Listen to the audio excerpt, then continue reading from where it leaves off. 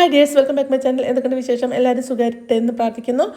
പിന്നെ എൻ്റെ channel subscribe ചെയ്യാത്തവരൊന്ന് subscribe ചെയ്യണം കേട്ടോ. അതേപോലെ ബെല്ലൈക്കൺ നമുക്ക് എല്ലാവർക്കും ഒന്ന് ഷെയർ ചെയ്ത് കൊടുക്കണേ. അപ്പം ഇന്ന് രാവിലെ കപ്പയും നല്ല കാന്താരി ചമ്മന്തി ഉണ്ടാക്കിയത് കേട്ടോ. അപ്പോൾ കപ്പ 1.5 കിലോ കപ്പ തോനെ വെള്ളം എന്താ പറയുക, കപ്പ നന്നായി മുങ്ങി നിൽക്കുന്നത് പോലെ വെള്ളം ഒഴിച്ചു. പിന്നെ കല്ലുപ്പ് ഇത്തിരി തോന്നിട്ടു കേട്ടോ. കല്ലുപ്പ് നമ്മൾ വെള്ളത്തിൽ കലക്കിയിട്ട് ഉപ്പ് ഇത്തിരി മുന്തി നിൽക്കണം, അതാണ് നമ്മുടെ പാകം. എന്നിട്ട് കുക്കറിൽ ഒരു വിസിൽ വരുന്നവരെ വേവിച്ച് വെച്ചു. അതവിടെ ഇരിക്കട്ടെ. അതിനി പതുക്കെ ആവിപ്പോയി നന്നാവും. നല്ല വേവണ സമയം കൊണ്ട് നമുക്ക് നല്ല അടിപൊളി ഒരു കാന്താരി ചമ്മന്തി ഉണ്ടാക്കാം കേട്ടോ. തോനെ ചുവന്നുള്ളി എടുത്തു, പിന്നെ തോനെ ചീനിമുളകും എടുത്തു കേട്ടോ. നിങ്ങളുടെ എരിവിനനുസരിച്ച് ചീനിമുളക് എടുത്തോളൂ. ഞാൻ ഒരു ഇത്തിരി അധികം തന്നെ എടുത്തു. പിന്നെ ഒരു ഇത്തിരി വലിയ പീസ് നമ്മുടെ പുളിയില്ലേ, പുളി കേട്ടോ. പുളി നിങ്ങൾക്ക് പുളിയുടെ ടേസ്റ്റ് ഇഷ്ടമില്ലാത്തൊരു കുഞ്ഞ് പീസ് എടുത്താൽ മതി. ഇനി പുളി ഇട്ടില്ലെങ്കിലും കുഴപ്പമില്ല, നല്ല ടേസ്റ്റ് തന്നെ. എനിക്ക് നല്ല ഇഷ്ടമാണ് നമ്മുടെ കപ്പയുടെ കൂടെ നല്ല പുളിയുള്ള കാന്താരി ചമ്മന്തി കൂട്ടി കഴിക്കാൻ കേട്ടോ, ചുവന്നുള്ളിക്ക് ഇട്ടത്. അപ്പം ഞാൻ അതിലേക്ക് നന്നായി മിക്സിയിലിട്ട് അരച്ചിട്ടോ. കല്ലുപ്പും ചുവന്നുള്ളിയും അതേപോലെ പുളിയും പിന്നെ നമ്മുടെ കാന്താരിയും നന്നായി അരച്ചു. ഒത്തിരി വെളിച്ചെണ്ണ ഒഴിച്ചിട്ട് അരച്ചത്, പച്ചവെള്ളം ചേർത്തിട്ടില്ല കേട്ടോ.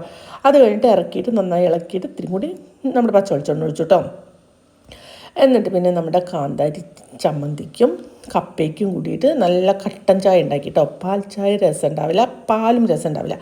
അതിന് നമ്മുടെ കട്ടൻ ചായ തന്നെ പിസിച്ചിട്ടോ. നല്ല കോമ്പിനേഷനാണ് നമ്മുടെ കപ്പയും കട്ടൻ ചായയും പിന്നെ നമ്മുടെ സ്വന്തം കാന്താരി ചമ്മന്തിയും. അപ്പോൾ അതൊക്കെയും കഴിച്ച് പിന്നെ അടിക്കലും തുടയ്ക്കലും പാത്രം കഴുകലും മുതുക്കലും പരക്കലും അങ്ങനത്തെ പണികൾ മൊത്തം കഴിച്ച് ശേഷം വേഗം ഒരു ചടപടാന്ന് പറഞ്ഞിട്ട് ഒരു ബിരിയാണി ഉണ്ടാക്കാമെന്ന് വിചാരിച്ചോളൂ. ഈ ബിരിയാണി എന്ന് പറഞ്ഞാൽ നമ്മുടെ ഹോട്ടലിലേക്കും കഴിക്കില്ല, അതേപോലത്തെ ബിരിയാണി കേട്ടോ. നമ്മുടെ വീട്ടിലുണ്ടാക്കണം ബിരിയാണിയല്ല ഇത്. പെട്ടെന്ന് നമ്മൾ കുറച്ച് ഇൻഗ്രീഡിയൻസ് വെച്ചിട്ട് പെട്ടെന്ന് ചെയ്യാൻ പറ്റുന്നൊരു നമ്മുടെ അത്രയും കഴിയും അങ്ങനത്തെ ഒരു എന്താ പറയുക ബിരിയാണിയാണ് കേട്ടോ. ഒരു 16 പീസ് നമ്മുടെ നല്ല ചിക്കൻ എടുത്തിട്ട് അതിൽ ഇഞ്ചി പച്ചമുളക് വെളുത്തുള്ളി അതുപോലെ മുളക് പൊടി മല്ലിപ്പൊടി മഞ്ഞൾപ്പൊടി ഗരം മസാലപ്പൊടി അത്രയും ഇട്ടിട്ട് നന്നായി ഒരു നാരങ്ങയുടെ നീരുമായിട്ട് നന്നായി മിക്സിയിലിട്ട് അരച്ചിട്ട് അത് ചിക്കൻ ഒരു 16 പീസ് ചിക്കനിൽ അരച്ച് വെച്ചിട്ടോ. പിന്നെ നമ്മുടെ ഇഞ്ചിയും വെളുത്തുള്ളി നന്നായി ചതച്ച് വെച്ചിട്ടോ. അത് കഴിഞ്ഞിട്ട് പിന്നെ വേഗം നമ്മുടെ അരി 3 ഗ്ലാസ് അരി എടുത്തിട്ടോ. അത് നന്നായിട്ട് കഴുകി വെള്ളം വാരാൻ വെച്ചു. പിന്നെ നമ്മുടെ ചിക്കൻ അതിൻ്റെ ഇടയിൽ പൊരിച്ചെടുത്തു. ആദ്യം തന്നെ ഞാൻ നമ്മുടെ സബോള 2 സബോള എടുത്തിട്ട് 4 സബോള എടുത്തു വെച്ചു. മൊത്തം 2 സബോള നന്നായി എണ്ണയിൽ വഴറ്റിയിട്ട് നല്ല മുരിച്ചിട്ട് അത് മാറ്റി വെച്ചു കേട്ടോ. പിന്നെ അണ്ടിപ്പരിപ്പ് മുന്തിരിയൊന്നും ഇട്ടില്ല, അതൊന്നും റിയമോൾക്ക് ഇഷ്ടമല്ല. അവൾ പിന്നെ കഴിക്കാൻ കൂട്ടാക്കില്ല, അതുകൊണ്ട് ഞാൻ ബിരിയാണിയിൽ അണ്ടിപ്പരിപ്പ് മുന്തിരിയൊന്നും ഇട്ടില്ല. എന്നിട്ട് പിന്നെ ചിക്കൻ നന്നായി പൊരിച്ചെടുത്തിട്ടോ. ആ 16 പീസ് നന്നായിട്ട് കുറച്ച് എണ്ണയിൽ പൊരിച്ചെടുത്തു. ബാക്കിയുള്ള ചിക്കൻ ഞാൻ മസാല തേച്ച് വെച്ചത് ഞാൻ ഫ്രിഡ്ജിലേക്ക് മാറ്റി വെച്ചു. അത് കഴിഞ്ഞിട്ട് പിന്നെ ഒരു പാത്രത്തിൽ അതായത് 3 ഗ്ലാസ് നമ്മൾ അരി എടുത്തിരിക്കണം. അപ്പോൾ ഒരു 6 ഗ്ലാസ് വെള്ളം എടുത്തിട്ട് അത് ഒരു അടുപ്പിൽ തിളപ്പിക്കാൻ വെച്ചു കേട്ടോ. അതിൽ നമ്മൾ ക്യാരറ്റ് ഇട്ടു, അതേപോലെ എന്താ പറയുക കല്ലുപ്പിട്ടു പാകത്തിന് കേട്ടോ. എന്നിട്ട് ഒരു നാരങ്ങ നീരൊക്കെ ഒഴിച്ചിട്ട് അത് വേവിക്കാൻ വെച്ചു. പിന്നെ തിളപ്പിക്കാൻ വെച്ചു കേട്ടോ. അത് അവിടെ ഇരുന്ന് തിളക്കട്ടെ. അപ്പോഴത്തേനും വലിയൊരു ചീഞ്ചട്ടി എടുത്തിട്ട് അതിലൊരു 3 ടീസ്പൂണ് നമ്മുടെ നെയ്യ് 2 ടീസ്പൂൺ കേട്ടോ, മൊത്തം 3 ടീസ്പൂണാണ്. ആദ്യം 2 ടീസ്പൂൺ നെയ്യ് ഒഴിച്ചിട്ട് നമ്മുടെ സബോള 2 സബോള പട്ട ഗ്രാമ്പു ഏലയ്ക്ക അതിട്ട് നന്നായി വഴറ്റുക. അത് കഴിഞ്ഞ് നമ്മൾ ഇഞ്ചിയും വെളുത്തുള്ളി 2 പീസ് ഇഞ്ചിയും ഒരു കുഞ്ഞ് 2 പീസും 2-3 പീസ് വെളുത്തുള്ളി ഉണ്ട്. ഇത്തിരി വലിയ സൈസ് വെളുത്തുള്ളി ഒരു 3 അല്ലി തന്നെ എടുത്തുള്ളൂ. അത് ചതച്ചത് അത് നന്നായി മിക്സ് ചെയ്തിട്ട് നന്നായി യോജിപ്പിക്കണം കേട്ടോ. എന്നിട്ട് നല്ല മണം വരുന്ന സമയത്ത് വേണം നമ്മൾ അതിലേക്ക് തക്കാളി ഇടാൻ. ഒരു 2 തക്കാളി തന്നെ എടുത്തിട്ടുള്ളൂ. അതോട്ട് നന്നായി വഴറ്റി അത് യോജിപ്പിക്കുന്ന സമയത്ത് മല്ലിയിലയും പുതിനയിലയും ഇടുക. പിന്നെ ഒരു ക്യാപ്സിക്കം നുറുക്കിയിട്ട് അതും ഇടുക കേട്ടോ. നല്ലൊരു മണം കിട്ടും, ഈ ചോറിന് നല്ല ടേസ്റ്റും കിട്ടും കേട്ടോ. പിന്നെ കുരുമുളകും ഒരു 5-6 കുരുമുളകും ഇട്ടു കേട്ടോ. എന്നിട്ട് നന്നായിട്ട് അരി ഇട്ടിട്ട് വറുത്തു കേട്ടോ. അരി നമ്മൾ കഴുകി വാരി വെച്ച അരി ഉണ്ടല്ലോ, 3 ഗ്ലാസ് അരി, അത് നന്നായിട്ടിട്ട് നന്നായി വറുത്താൽ നല്ല മണം വരണം കേട്ടോ.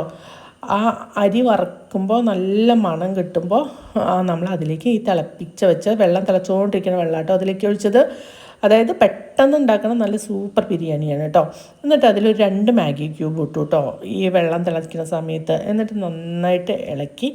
അതായത് മാഗി ക്യൂബിൽ ഉപ്പുള്ളതുകൊണ്ട് കുറച്ച് ഉപ്പ് കുറവിട്ടാൽ മതി കേട്ടോ. നമ്മുടെ വെള്ളം തിളപ്പിക്കണമെങ്കിൽ നമ്മുടെ ഈ റൈസിലേക്കുള്ളതും. എന്നിട്ട് അത് നന്നായി ഇളക്കി നല്ല മറ്റേ നമ്മുടെ വെള്ളം ഉണ്ടല്ലോ നന്നായിട്ട് ഇങ്ങനെ തിളച്ച് മറിയുന്ന സമയത്ത് അടച്ച് വയ്ക്കുക കേട്ടോ. അടച്ച് വെച്ചിട്ട് ഇനി ആവിയിൽ അതിരുന്ന് വെന്തോളും. പിന്നെ ഞാൻ കുറച്ച് നമ്മുടെ മഞ്ഞൾപ്പൊടിയും പാലും കൂടിയിട്ട് കലക്കി വെച്ചു കേട്ടോ. എന്നിട്ട് നമ്മുടെ ചോറ് അത് അപ്പോഴത്തേനും ആയി വന്നിട്ടുണ്ടായിരുന്നു. അപ്പോൾ അതിലേക്ക് വെള്ളമൊക്കെ നന്നായിട്ട് ചോറിൻ്റെ വെള്ളം വറ്റി വരില്ലേ, ആ വറ്റി വരുന്ന സമയത്ത് ഒരു കുഞ്ഞൊരു നടുവിലൊരു കുഴി ഉണ്ടാക്കിയിട്ട് അതിലേക്ക് ഞാൻ മഞ്ഞൾപ്പൊടിയും നമ്മുടെ പാലും കൂടി കലക്കി വെച്ചിട്ടില്ലേ അത് അതിലേക്ക് ഒഴിച്ചു. എന്നിട്ട് ഒന്നും കൂടി നന്നായി ഇളക്കിയിട്ട് അത് ഒഴിച്ചിട്ട് പിന്നെ ഇളക്കാൻ പാടില്ല കേട്ടോ. അങ്ങനെ അത് മൂടി വെച്ചു കേട്ടോ. എന്നിട്ട് നന്നായി വെന്തെന്ന് നമുക്ക് നല്ല മണം അതിന് റൈസ് വേവിക്കുന്ന സമയമാവില്ലേ, അപ്പോൾ അത് നന്നായിട്ട് ഇളക്കിയിട്ട് നമ്മൾ 16 പീസ് ചിക്കന് പൊരിച്ച് വെച്ചിട്ടില്ല, ആ ചിക്കൻ ഇതിലേക്കിട്ട് നന്നായി ഇളക്കി യോജിപ്പിക്കണം. എല്ലായിടത്തേക്കും ആ ചിക്കൻ്റെ ആ മണവും ഗുണക്കും കിട്ടണം. പിന്നെ നമ്മൾ ആദ്യം സബോള വറുത്ത് വെച്ചിട്ടില്ല, ആ സബോള ഇടുക, പിന്നെ മല്ലിയില പുതിനയില ഇടുക. എന്നിട്ട് നന്നായി ഇളക്കി എല്ലാവിടെയും യോജിപ്പിക്കുക കേട്ടോ. ഇപ്പം നല്ല സൂപ്പർ മണവും ടേസ്റ്റും. എന്നാൽ അധികം നമ്മുടെ മസാല മറ്റേ സബോളയും കണ്ട അങ്ങനത്തെ ഒന്നുമില്ല. ഇത് സൂപ്പർ നമ്മുടെ ബിരിയാണി കേട്ടോ. എന്നിട്ട് പിന്നെ അതിലേക്ക് 1 ടീസ്പൂൺ വലിയ ടീസ്പൂൺ, അപ്പോൾ മൊത്തം 3 ടീസ്പൂൺ നെയ്യാണ് ഒഴിച്ചിട്ടുള്ളത് കേട്ടോ. അപ്പോൾ അത് നന്നായി സ്പ്രെഡ് ചെയ്ത് കൊടുത്തിട്ട് ഒന്നും കൂടി അടച്ച് വയ്ക്കുക കേട്ടോ. ആ നെയ്യൊക്കെ എല്ലായിടത്തേക്കും ഒന്ന് വന്നിട്ട് നന്നായി വെന്ത് സൂപ്പറായി ഉണ്ടാവും. അപ്പോൾ അത് കഴിഞ്ഞിട്ട് അത് തുറന്നിട്ട് നന്നായി ഇളക്കണം, 4 ഭാഗത്തേക്ക് ഇളക്കി മറിക്കണം നമ്മുടെ റൈസ് കേട്ടോ. എല്ലാവിടെയും നെയ്യും അതേപോലെ നമ്മുടെ ആ മഞ്ഞളിട്ട് കാരണം ഇടയ്ക്ക് ഇങ്ങനെ മഞ്ഞ റൈസ് ഇരിക്കണത്. അപ്പോൾ അതൊക്കെ ആകുമ്പോൾ നല്ല ഭംഗിയുള്ള ബിരിയാണിയാവും നമ്മുടെ കേട്ടോ. നമ്മുടെ കടയിലൊക്കെ നമ്മളൊരു ബിരിയാണി പറയുമ്പോൾ കിട്ടില്ല അങ്ങനത്തെ ഒരു ബിരിയാണി കേട്ടോ. പക്ഷേ ചില കടകളിൽ നെയ്ച്ചോറിൽ ചിക്കൻ വെച്ചിട്ട് തരും കേട്ടോ ബിരിയാണി വേണ്ട. ആ ബിരിയാണിയല്ല, നമ്മളൊരു കടയിൽ നിൽക്കുമ്പോൾ ആ കടയത്തെ ബിരിയാണി നല്ലതാണെന്ന് നിൽക്കും പറയില്ലേ. അപ്പോൾ ആ ബിരിയാണി രസമുണ്ടാവും. പക്ഷേ നമ്മുടെ വീട്ടിലുണ്ടാക്കുന്ന പോലെ തോനെ സബോളയും ഇഞ്ചിയും പച്ചമുളകും വെളുത്തുള്ളിയൊക്കെ ഇട്ട് വഴറ്റിയിട്ടുണ്ടാക്കണം അതല്ല. ഇതിലൊരു ചെറിയൊരു 4 സബോള എടുത്തിട്ടുള്ളൂ. പിന്നെ നമ്മൾ മറ്റേ സെർലാസ് ഉണ്ടാക്കി കച്ചമ്പറ് സബോളയും തൈരും ഇട്ടിട്ട് അപ്പം നമ്മുടെ അടിപൊളി ബിരിയാണി ശരിയായിട്ടോ റെഡിയായി. ഈ ബിരിയാണി എന്ന് പറഞ്ഞാൽ ഞാൻ പറഞ്ഞില്ലേ, നമ്മൾ കല്യാണ ബിരിയാണിയിലേക്കൊന്നും പെടുത്തരുത്. നമ്മൾ ഒരു ഷോപ്പിലേക്കും പോയിട്ട് നമ്മൾ കുഴപ്പമില്ല നല്ല ബിരിയാണി എന്ന് പറയും, ആ ബിരിയാണി കേട്ടോ. സൂപ്പർ ബിരിയാണി എന്ന് പറയാൻ പറ്റില്ല. അതിന് പറഞ്ഞാൽ നന്നായി കൂട്ടി കുഴച്ചുള്ള ബിരിയാണിയില്ല, അതല്ല നമ്മുടെ ഷോപ്പിൽ നിന്ന് കിട്ടുന്ന നല്ല അടിപൊളി ബിരിയാണി അങ്ങനെ പറയാം നമുക്ക് കേട്ടോ.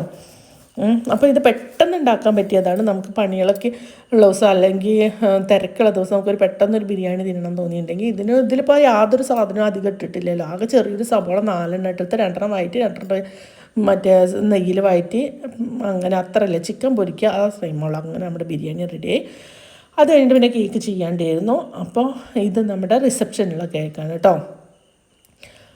ഇത് നമ്മുടെ ബാബുവേട്ടന് റിസപ്ഷനായിട്ട് ഓർഡർ തന്നിട്ടുള്ള കേക്കാണ്. അപ്പോൾ അത് MSN ഓഡിറ്റോറിയത്തിലേക്ക് എത്തിക്കാനാണ് പറഞ്ഞിട്ടുണ്ടായിരുന്നു കേട്ടോ. അപ്പോൾ ഞാൻ വേഗം ആ കേക്ക് ചെയ്തു. ഇത് മാംഗോ കേക്കാട്ടോ. മാംഗോ കേക്ക് നല്ല സൂപ്പർ കേക്കാണ്.